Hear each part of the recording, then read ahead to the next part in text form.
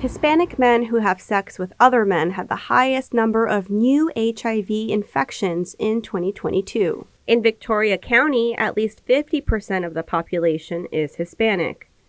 In 2019, during his State of the Union speech, President Donald Trump announced the launch of an initiative to end the HIV epidemic in the United States by 2030.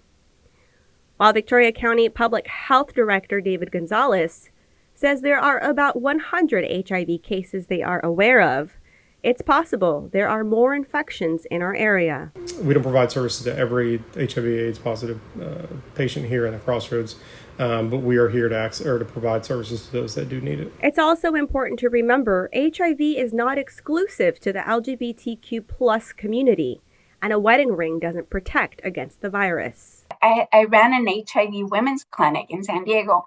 Most of the women, and we see it a lot in cisgender women, that they only have one partner, but that partner was having multiple other partners and bringing risks to that relationship or to that marriage. Carla Torres, a community medical liaison at Vive Healthcare, says anyone who is sexually active is HIV possible, making regular testings and access to preventative care essential to ending the epidemic.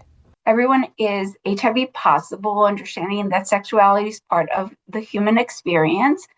We want to take away from the stigma by saying that it's not specific to one group, because if we make that assumption, we're going to think it's not possible for me. Gonzalez says while medication to prevent HIV, widely known as PrEP, is not readily available here in the Crossroads, the health department physician can treat those who are already infected to prevent further spread of the disease.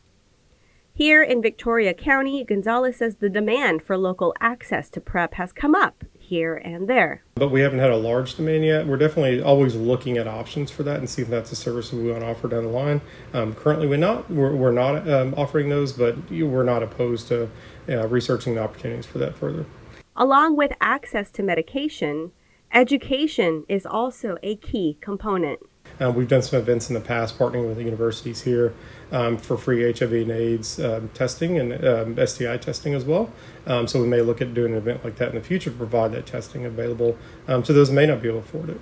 Depending on sexual activity and the number of partners you have, experts recommend getting tested for HIV every 2 to 3 months. When it comes to fighting the stigma around HIV, it's important to know HIV is not transmittable through sharing water, utensils, or shaving tools. And people living with HIV who are undetectable and who are on treatment cannot transmit the virus sexually. Carolina Estrain, KVU TV, 25 News Now.